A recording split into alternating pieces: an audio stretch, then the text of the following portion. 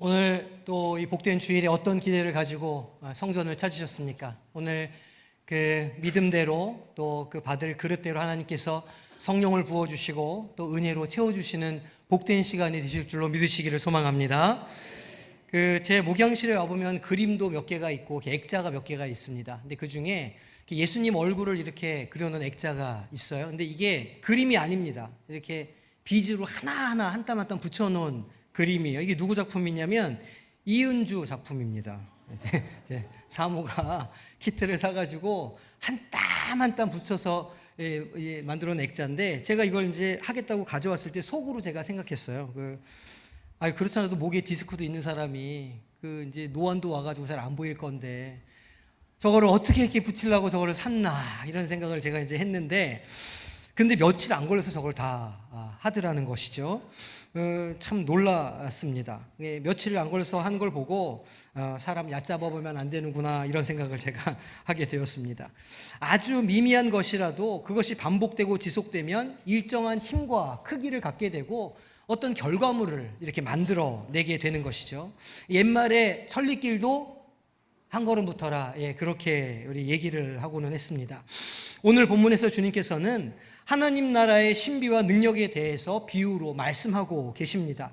그런데 그 하나님의 나라가 땅에 뿌려진 씨앗과 같고 작은 겨자씨와 같다, 그런 말씀입니다. 아주 작은 것이지만 그러나 그것이 자라게 되고 분명한 결과물을 내게 될 것이라, 그런 말씀입니다. 우리 오늘 말씀 26절에서 29절까지 합독하겠습니다. 또 이르시되 하나님의 나라는 사람이 씨를 땅에 뿌린과 같으니 그가 밤낮 자고 깨고 하는 중에 씨가 나서 자라되 어떻게 그리 되는지를 알지 못하느니라. 땅이 스스로 열매를 맺되 처음에는 싹이요 다음에는 이삭이요 그 다음에는 이삭에 충실한 곡식이라. 열매가 익으면 곧 낫을 대나니 이는 추수 때가 이르렀음이라. 아멘. 두 가지 비유의 말씀이 나오는데 이 첫 번째 비유의 말씀은 너무너무 평범하고 지극히 일상적인 일이라서 이게 무슨 비유가 되겠나, 이런 생각이 들 정도입니다. 그런데 우리는 이 비유를 하나님의 나라라고 하는 관점에서 묵상해 볼 필요가 있습니다. 사실은 이 마가복음의 저자인 마가는 1장에서부터 예수님을 하나님의 나라를 선포하시는 분으로 묘사하고 있습니다. 1장 15절 말씀을 보니까 때가 찼고 하나님의 나라가 가까이 왔으니 라고 하는 예수님의 일성으로 마가복음을 시작합니다. 이 예수님의 첫 선포는 하나님의 나라가 시작되었다는 것이었습니다. 이것은 새로운 시대의 시작을 말하는 것이고 하나님께서 그의 백성들에게 임하시며 온 열방이 하나님의 나라에서 그 하나님의 법도에 복종하게 될 날이 곧 이르를 것을 말씀하고 계시는 것입니다. 하지만 하나님의 나라는 동시에 갈등이 시작되는 것임을 의미하기도 합니다. 왜냐하면 두 개의 거대한 힘이 격돌하기 때문입니다. 하나님의 나라가 도래하기 이전에 이 세상은 공중권세 잡은 자가 지배하고 있었습니다. 죽음의 권세, 절망의 권세, 멸망의 권세가 지배하는 곳이 곧 세상이었습니다. 하지만 예수님께서 오시면서 상황이 변하게 된 것이죠. 지난주에 살펴본 것처럼 주님께서는 귀신을 제압하는 권능을 가지고 계셨고 강한 자를 결박하는 권세를 가지신 분이셨습니다. 그래서 귀신을 쫓아내고 사단마귀를 결박하는 일이 그 하나님 나라에서부터 일어나기 시작한 것입니다. 마가는 이 하나님의 나라가 예수님으로부터 시작되었으며 작은 땅 갈릴리에서부터 확장되기 시작한다는 것을 그의 말씀을 통해서 보여주고 있습니다. 이제 하나님의 나라는 갈릴리로부터 예루살렘과 온 유대와 사마리아와 땅 끝까지 확장되기 시작할 것입니다. 비유로 돌아가 보겠습니다. 우리 26절 말씀 함께 읽겠습니다. 또 이르시되 하나님의 나라는 사람이 씨를 땅에 뿌림과 같으니. 아멘. 이 비유의 말씀은 이전에 하셨던 씨 뿌리는 자의 비유와 연결되어 있습니다. 그 앞선 비유에서도 한 사람이 밭에 씨를 뿌렸는데 어떤 씨는 뿌리를 내리지 못하고 어떤 씨는 말라버리고 어떤 씨는 바람에 날아가게 됩니다. 예수님은 그 씨앗이 하나님의 말씀이고 땅은 그것을 받는 사람들의 마음이라 이렇게 해석하셨습니다. 어떤 이들은 그것을 받아들이고 열매를 맺지만 어떤 이들은 말씀을 들어도 마음에 변화가 생기지 않음을 비유로 말씀해 주신 것이죠. 그런데 오늘의 비유는 그 초점이 좀 바뀌게 됩니다. 이제는 땅의 종류가 문제가 아니라 그 씨앗이 어떻게 자라게 되는가에 초점을 맞추고 있습니다. 그런데 그 씨앗의 자람은 신비로운 일입니다. 한번 생각해 보십시오. 농부가 하루 종일 밭을 갈아엎고 옥토를 만든 후에 씨를 뿌립니다. 해가 지면 그는 피곤한 몸을 이끌고 잠자리에 눕게 됩니다. 그렇게 농부는 매일매일 열심히 아침에 일어나 일하고 하루를 열심히 땅에서 보내며 하루 일과를 마무리하고 그렇게 잠자리에 드는 몇 날을 보내게 됩니다. 밭을 갈고 씨를 뿌리고 어쩌면 밭에 물을 주기도 하고 거름을 주겠지만 엄밀하게 말해서 농부는 씨앗이 자라게 할 수는 없습니다. 씨앗을 심고 난 후에 거름도 주고 비가 오도록 기도를 할 수는 있지만 씨가 뿌리를 내리게 할 수는 없다는 것입니다. 씨앗이 그의 손을 떠난 후에 그야말로 농부는 무력해집니다. 그 씨앗에 대해서 무엇도 어떤 영향력도 끼칠 수가 없다는 것이죠. 그리고 그 씨가 모래 안에 어두운 곳에 심겨져 있는 한동안 아무런 일도 일어나지 않는 것처럼 느끼기도 할 것입니다. 하지만 분명한 사실은 그 씨가 자란다는 사실입니다. 어두운 땅 속에서 농부가 알지 못하는 과정을 거쳐서 신비롭게 씨앗은 생명을 품고 자라게 됩니다. 뿌리를 내리고 싹을 내며 계속해서 자라가죠. 싹이 흙 위로 올라오고 점점 더 자라게 됩니다. 28절이 그것을 설명합니다. 땅이 스스로 열매를 맺되 처음에는 싹이요 다음에는 이삭이요 그 다음에는 이삭에 충실한 곡식이라. 농부는 이 놀라운 신비를 이해하지는 못하지만 경험적으로 알고 있습니다. 비록 내가 씨앗을 자라게 할 수는 없지만 분명히 씨앗은 어떤 조건이 되면 자라게 된다라는 것을 아는 것이죠. 그래서 철이 되면 씨를 뿌리고 때가 되면 추수하는 일을 반복합니다. 그러나 분명하게도 농부는 씨앗이 어떻게 자라는지 알지 못합니다. 27절 하반절에 그렇게 말씀합니다. 어떻게 그리 되는지를 알지 못하느니라. 인간의 자람은 그 신비를 알 수 없습니다. 인간은 땅을 갈아 옥토를 만들지언정 태양과 땅과 습기가 할 수 있는 일을 대신할 수는 없습니다. 이것이 바로 하나님 나라의 신비라는 것이죠. 때로 하나님 나라의 일은 비밀스럽게 일어납니다. 우리가 깨닫지 못하지만, 우리가 이해하지 못하지만 그 나라는 분명히 자라고 자라갑니다. 예수님께서 공생애를 시작하시고 1년 정도 있다가 예수님의 1년 정도의 그 모습을 살펴보면 예수님은 씨를 뿌리는 농부와도 같으셨습니다. 말씀을 선포하시고 병자를 고치셨습니다. 많은 이들이 놀라기도 하고 제자들이 생기기도 했습니다. 하지만 전체적으로 보면 예수님의 사역은 배척당하기 일쑤였습니다. 새롭게 도래하는 하나님의 나라는 당시 많은 사람들이 기대하는 것과 아주 달랐습니다. 로마인들을 몰아내고 예루살렘의 권력을 잡는 것이 아니었다는 것이죠. 신드롬을 일으키고 사회적인 반향이나 큰 변화를 불러오지도 못했습니다. 이 하나님의 나라는 상상하는 것보다 훨씬 더 느리게, 훨씬 더 조용히 임했던 것입니다. 그럼에도 불구하고 예수님께서는 제자들이 그 말씀을 새기는 또 다른 어떤 이들이 무언가 일어나고 있다는 것을, 하나님의 나라가 분명히 자란다는 사실을 알려주시기를 원하셨습니다. 어쩌면 제자들 가운데 일부는 이 일을 좀 빨리 일어나도록 그렇게 하고 싶었을지도 모르겠습니다. 예루살렘에 더 빨리 올라가고 대중적인 인기를 얻기 위해서 그 위선자들이 하는 행동을 어느 정도 예수님도 좀 하시도록 하고, 이렇게 하면서 좀 빨리 주님의 일을 촉진시키고 싶었을 수도 있습니다. 하지만 예수님은 농부가 추수할 때를 기다리는 것처럼 인내해야 함을 가르치십니다. 주님도 씨를 뿌리시고는 그것을 땅의 힘에 맡기셨습니다. 말씀을 마음에 새기는 이들은 믿음을 가져야 하고 인내해야 합니다. 하나님의 때가 이르면 하나님이 일하시기 때문입니다. 하나님께서 그 씨앗을 자라게 하시기 때문입니다. 이러한 믿음과 인내를 갖는 것은 우리에게도 어려운 일입니다. 우리는 종종 결과를 향해서 달려가기 때문이죠. 시간이나 재물, 노력을 투자하고 나면 분명한 결과를 보고 싶어 합니다. 정해진 시간에 원하는 결과를 얻기를 원하고, 만약 그렇지 않으면 실패한 일이라 그렇게 여기게 됩니다. 신앙에 있어서도 비슷한 태도를 갖게 되죠. 우리 자녀들에게 말씀을 가르치고 성경의 이야기를 들려주고 기도하는 방법을 가르쳐 줍니다. 하지만 자녀들에게서 유의미한 변화의 모습을 발견하지 못합니다. 그러면 과연 우리는 의심하게 되죠. 우리 자녀의 심령에 과연 믿음이 생겼을까? 저들이 믿음을 가지고 살아가고 있을까? 의심하게 됩니다. 복음을 증거하는 일도 마찬가지입니다.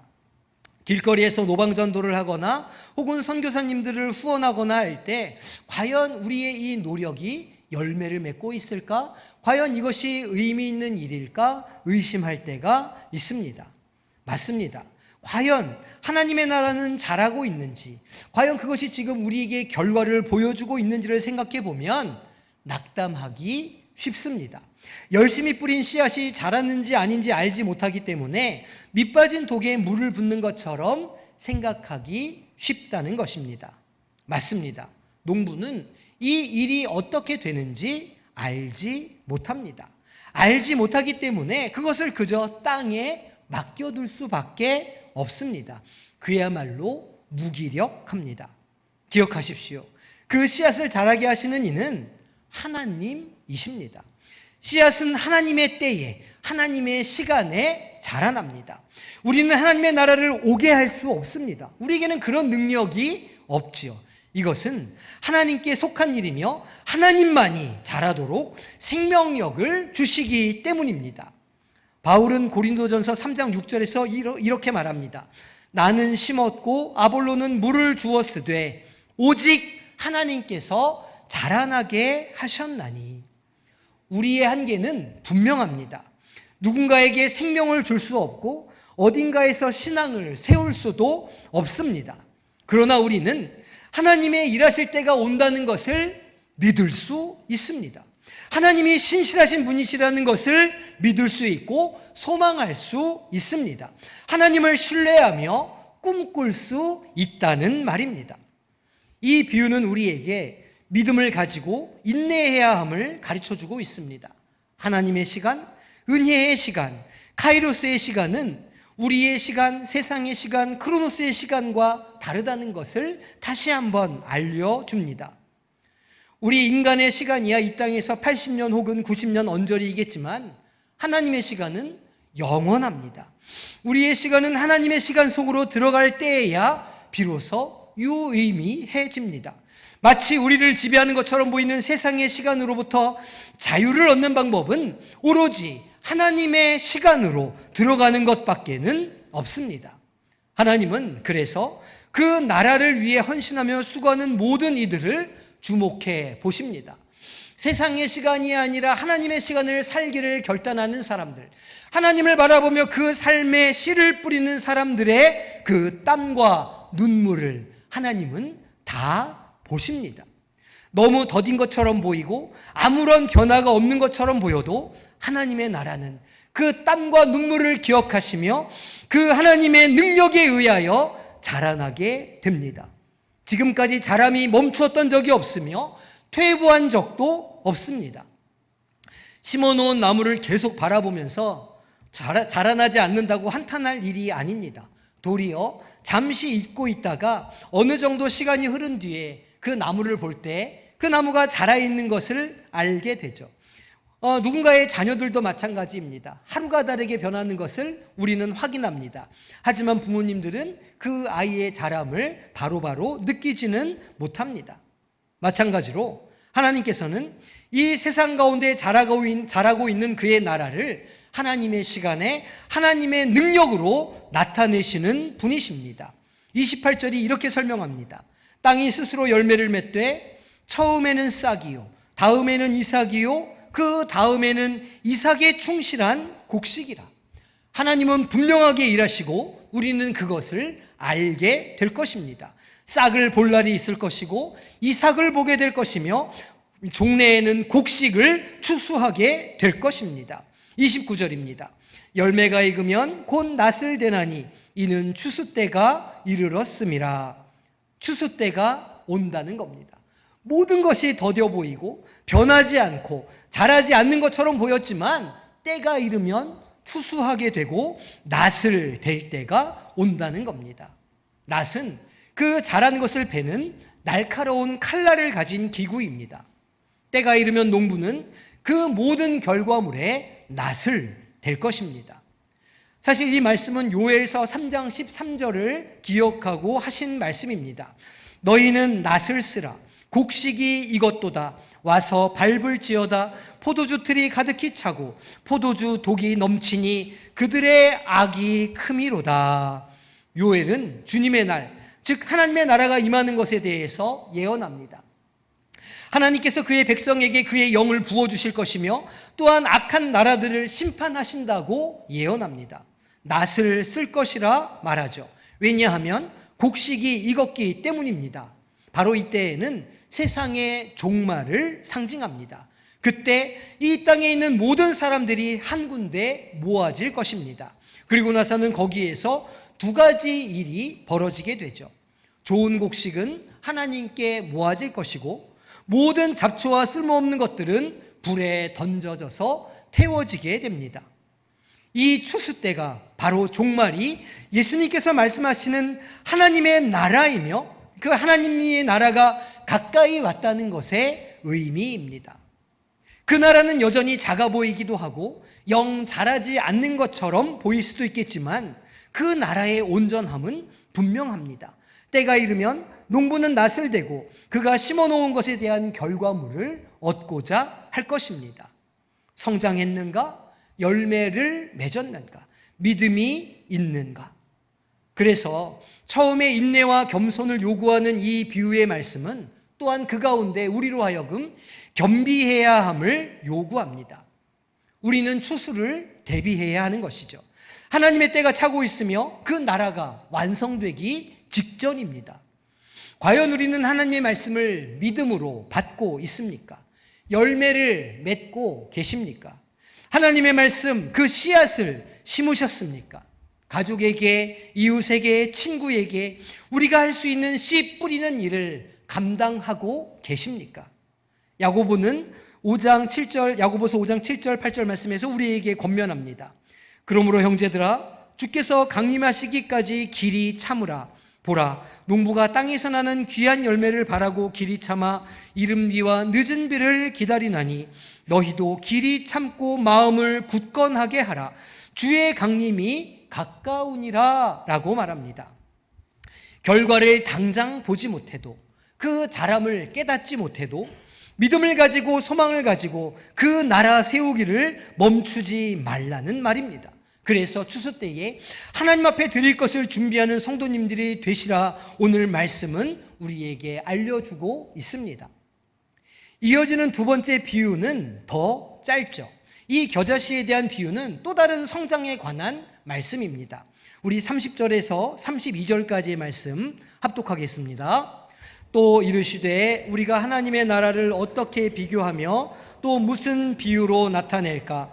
겨자씨 한 알과 같으니 땅에 심길 때에는 땅 위의 모든 씨보다 작은 것이로되 심긴 후에는 자라서 모든 풀보다 커지며 큰 가지를 내나니 공중의 새들이 그 그늘에 깃들일 만큼 되느니라. 아멘. 이 겨자씨는 근동 문화에 있어서 보잘것없는 작은 것을 나타내는 관용적인 상징물이었습니다.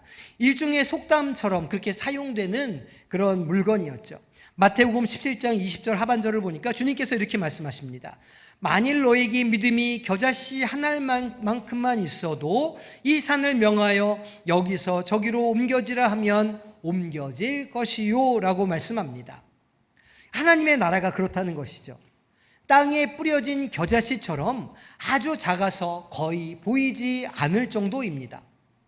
그 현장에서 말씀을 듣던 청중들 가운데 몇몇은 이 비유를 듣고 자신들의 처지를 떠올렸을지도 모릅니다. 예수님과 그의 사역을 생각했던 것이죠. 그들 앞에 군중들이 있기는 했지만 주님의 영향력이 아주 미미해 보였을 겁니다. 마치 겨자씨처럼 그렇게 느껴졌던 것입니다. 로마 제국 전체 인구와 비교해 보거나 아니면 더 작게 팔레스타인에 살고 있는 모든 사람들과 비교해 보았을 때 주님께서 선포하시는 나라는 형편없이 작고 미미해 보였습니다. 이 떠돌이 설교자와 그의 허름한 무리에게서 정말 유의미한 희망을 볼 수 있을까? 그렇게 느꼈던 것입니다. 오늘 우리도 같은 생각을 해볼 수 있죠. 예를 들어서 성광교회는 대한민국 동남쪽 땅끝에 있는 작은 교회입니다. 5천만이 넘는 인구 가운데 300명 남짓 모여있는 작은 교회죠. 과연 이렇게 작은 교회가 이 시대 공중 권세 잡은 자의 힘에 저항하여 승리할 수 있을까? 과연 유의미한 일을 이 영도와 부산과 대한민국 가운데 할 수 있을까? 과연 이 작은 교회가 우리의 다음 세대를 향해서 어떤 일을 해낼 수 있을까? 의심할 수 있습니다. 과연 우리가 믿는 돈은 경쟁력이 있는 것인가? 하지만 오늘 본문에서 주님은 이 겨자씨를 통해 우리를 가르치고 계십니다. 예수님은 자꾸 보잘것없는 어떤 것의 시장만을 보고 판단하는 것을 금하십니다. 왜냐하면 그 겨자씨 안에는 가능성이 있기 때문입니다. 32절 상반절입니다. 심긴 후에는 자라서 모든 풀보다 커지며 큰 가지를 내나니. 아멘. 그 시작은 나중을 기약할 수 없을 것처럼 연약해 보이지만 그것은 자라납니다. 그 안에 생명력이 있다는 것이죠. 팔레스타인 지역에서는 이 비유를 듣는 모두가 그 작은 씨가 진짜 얼마나 크게 변할 수 있는지를 다 알고 있었습니다. 비록 겨자씨가 작은 것이지만 그것이 땅에 심겨지면 몇 년이 지나고 나서 그것은 큰 덤불, 최대 4m의 높이로 자라는 겨자 나무로 자란다는 것을 그들은 모두 다 알고 있었습니다. 하나님의 나라가 그렇다는 것입니다. 때로는 믿을 수 없을 만큼 작고 약해 보이지만 큰 잠재력을 갖고 있는 것, 무엇보다 그 안에 하나님의 생명력이 있다는 사실입니다. 그 잠재력은 하나님의 잠재력입니다. 어쩌면 주님께서 이 비유의 말씀을 하실 때 제자들이 또 주님을 따르던 무리들이 의심하고 있었는지도 모릅니다. 예수가 말하는 하나님의 나라가 과연 이런 방식으로 이루어질 수 있을까? 하지만 이 모든 일에는 시작이 있고 그 모든 시작은 어쩌면 초라하고 아주 작아 보였을 것입니다. 하지만 그것은 분명히 자라게 될 것이고 후에는 누구도 부정하지 못할 증거를 보여주게 될 것입니다. 이때로부터 2년 정도 시간이 지난 후에 예수님은 죽으셨습니다. 예수를 따르던 이들과 그 신념은 지금 이 시점보다 훨씬 더 위축되었습니다. 그 씨앗은 절구에 빻아버린 것처럼 먼지로 변해버렸습니다. 하지만 그 십자가의 죽음은 그 씨앗의 강력한 생명력을 더해주게 되었죠. 부활 사건이 이어지고 그리고 제자들은 성령의 충만함을 힘입어 자라기 시작했습니다. 그 씨앗은 대략 40년 동안 예루살렘과 유대와 사마리아와 열방을 향해 자라가게 되었죠. 시간이 흐르면 흐를수록 복음은 폭발적으로 증거되었고 로마 제국을 삼켜버렸습니다. 선지자 에스겔 역시 나무의 이미지를 사용해서 하나님의 나라를 예언했습니다. 그는 이스라엘 백성을 백향목과 같다고 말했죠. 오랜 동안 그것을 자라고 번성했지만 그들이 죄를 지어서 작은 가지만 남게 되었습니다. 그들은 계속해서 작아지고 쪼그라들게 되었습니다. 하지만 하나님께서는 그 크기에 영향을 받으시는 분이 아니십니다. 에스겔 17장 22절 말씀입니다. 주 여호와께서 이같이 말씀하시되 내가 백향목 꼭대기에서 높은 가지를 꺾어다가 심으리라. 내가 그 높은 새 가지의 끝에서 연한 가지를 꺾어 높고 우뚝 솟은 산에 심되. 이 말씀은 하나님께서 그의 백성을 다시 구원하시고 열매를 맺을 수 있도록 인도하실 것이라, 그 일을 하실 것이라 예언하는 말씀입니다. 그 연한 가지가 바로 예수 그리스도이신 것이죠. 하나님께서는 그의 백성을 다시 예수님을 통해서 세워가시고 구속하셨습니다. 이런 하나님의 일하심은 모든 열방과 족속들을 구원하며 그들에게 참 안식과 평안을 주시는 피난처를 만들어 주실 것입니다. 2000년 전 예수님의 작디 작은 십자가 사건은 그 볼품없었던 그 시작으로 말미암아 하나님의 나라가 점점 확장되고 자라게 되고 마치 겨자나무에 새들이 둥지를 트는 것처럼 온 열방에 안식을 주는 영원한 나라가 완성될 것임을 오늘 우리에게 말씀하고 계시는 것입니다. 오늘 우리는 이 비유에서 두 가지의 위로를 얻게 됩니다. 먼저는 오늘 성도님들의 분투하는 그 삶의 자리가, 그러니까 애쓰며 씨를 뿌리고 물을 주는 그 삶의 노고를 주님께서 절대로 잊지 않으신다는 것입니다. 성경은 여러 곳에서 뿌린 대로 거둔다고 하는 진리의 말씀을 반복합니다. 하지만 우리가 살아가는 이 시대에는 썩 적용되지 않는 것처럼 우리는 느낍니다. 왜냐하면 이 시대에는 노력한 만큼의 대가가 주어지는 사회가 아니기 때문입니다. 만약 그런 사회를 만들고 싶다면 경제적으로, 정치적으로 공정한 사회를 만들어야 할 것입니다. 누군가 편법을 사용하거나 세습되는 부를 소유한다거나 하면 다른 이들은 결코 뿌린 대로 거두는 삶을 살지 못할 것이기 때문입니다. 이 사회적인 모순이 신자유주의 경제체제를 살아가며 나타나는 빈부격차의 원인이기도 합니다. 만약 오늘의 삶에서 뿌린 대로 거둔다고 하는 이 진리가 그대로 통용된다면 그야말로 축복받은 사회일 것입니다. 하지만 현실은 그렇지 않습니다. 청년들이 열심히 쌓아가는 스펙은 아버지라고 하는 배경을 이기지 못합니다. 내적으로 건강하고 가능성이 풍성한 청년일지라도 연봉이 받쳐주지 않는다면 결혼 시장에서 가장 아래 등급을 면하지 못하게 됩니다. 그런데 하나님의 나라는 다릅니다. 예수 그리스도 안에서는 뿌리고 물을 주며 애쓰는 그 모든 수고를 하나님께서 잊지 않으십니다. 반드시 하나님의 때에 이루시고 보상해 주시는 은혜가 있습니다. 이것은 하나님의 신실하심에 기초하는 것이죠. 구약 성경에서는 이 하나님의 변하지 않는 성품을 헤세드라고 하는 단어로 반복해서 설명합니다. 맞습니다. 신실하신 하나님은 하나님의 나라를 위해 흘리는 우리 모두의 땀과 눈물을 결코 잊지 않으십니다. 하나님의 때에 하나님의 방법으로 그것을 다 갚아주시는 분이시죠. 이 신실하심이야말로 우리가 끊임없이 기도하는 이유이며 우리의 자녀가 잘 될 수 있는 이유입니다. 그의 성도들의 삶에 역전이 있는 이유이기도 하죠. 이러한 신실하신 하나님을 자기 하나님으로 믿는 성도님들이 되시기를 주님의 이름으로 축원합니다. 두 번째 우리가 얻을 수 있는 위로는 우리의 가정과 교회에 대한 우리의 생각을 고치게 됩니다.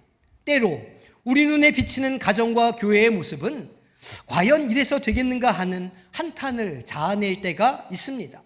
소망이 보이지 않고 개선의 여지가 보이지 않을 때가 있다는 말입니다. 그래서 포기하고 싶고 기대를 놓고 싶을 때가 있습니다.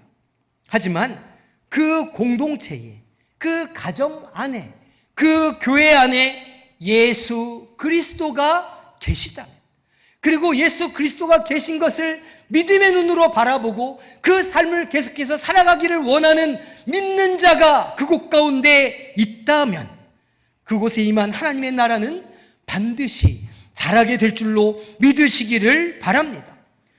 우리의 눈에는 보잘것없고 소망을 찾을 수 없을지는 모르겠으나 저 어두운 땅 속에서 생명의 역사가 일어나고 있다는 사실을 오늘 성경은 증언하고 있습니다. 그러니 공동체를 향한 기대와 소망을 포기하지 마시기 바랍니다. 기도를 쉬지 마십시오. 하나님의 나라가 커져가며 끝내는 누구도 부정할 수 없는 은혜가 우리 모두의 가정에, 교회에 일어나게 될 줄로 믿으시기를 바랍니다. 우리 성광교회 가운데에도 하나님의 역사로 말미암아 우리가 상상하지도 못했던 놀라운 일들이 일어나서 많은 이들이 쉼을 얻을 수 있는 둥지가 되는 역사가 있게 될 줄로 믿습니다. 갈라디아서 6장 9절에서 바울은 우리에게 이렇게 권면합니다. 우리가 선을 행하되 낙심하지 말지니 포기하지 아니하면 때가 이름에 거두리라. 아멘. 이 믿음을 가지고 겨자씨와 같은 작은 믿음 끝까지 지켜서 우리 가정 가운데, 우리 교회 안에 하나님의 나라를 세워가고 자라가게 하는 우리 모두가 되시기를 주님의 이름으로 축원합니다. 이 시간 함께 찬양하며 기도하기를 원합니다. 우리 너는 시냇가에 심은 나무라, 이 찬양으로 우리 자신을 축복하고 우리 지체들을 축복했으면 좋겠습니다. 하나님, 우리가 주님 곁에 심겨지기를 소망합니다. 그래서 주님으로부터 공급받는 힘과 능력으로 우리의 삶을 살아가게 하여 주시옵소서. 함께 찬양하며 나아가겠습니다. 너는 시냇가에 심은 나무라, 심은 나무라, 하나님의 사랑 안에, 하나님의 사랑 안에 믿음 뿌리 내리고 주의 뜻대로, 주의 뜻대로, 주의 뜻대로 항상 살리. 우리 자기를 축복해. 나는 시냇가에, 나는 시냇가에 심은 나무라, 심은 나무. 네, 주님 그렇습니다. 하나님의 사랑 안에 거하겠습니다.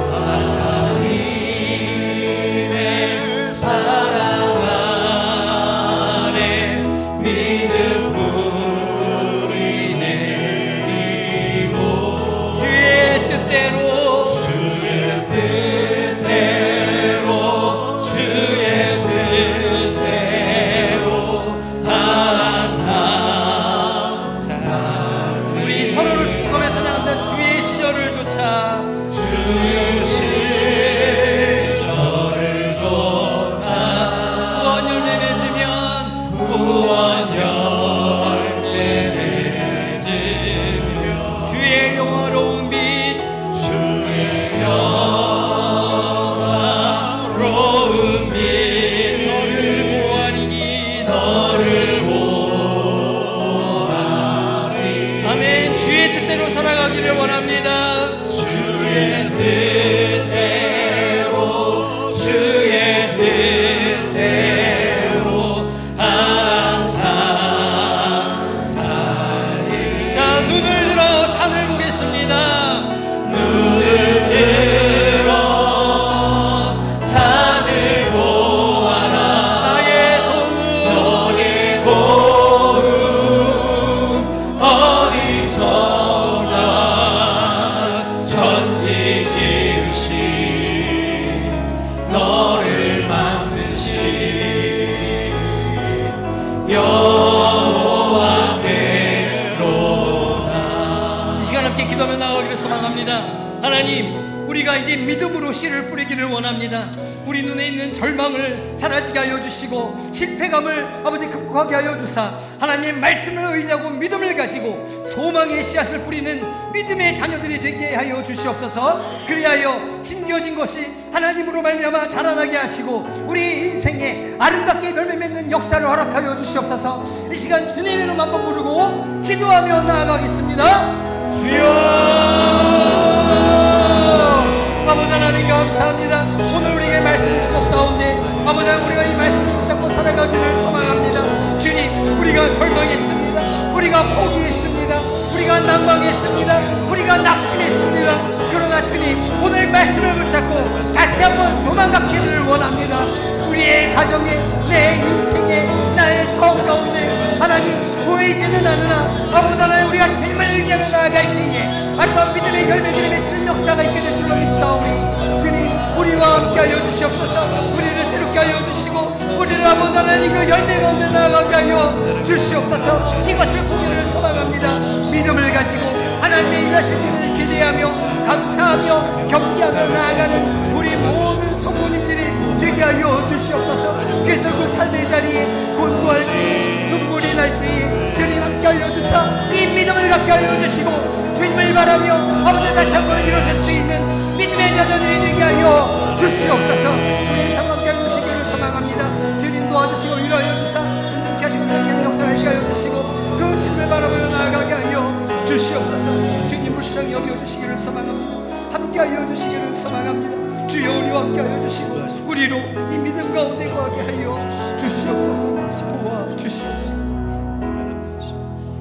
하나님, 우리가 한 주간 동안 또 주님의 말씀 붙잡고 살아가기를 소망합니다.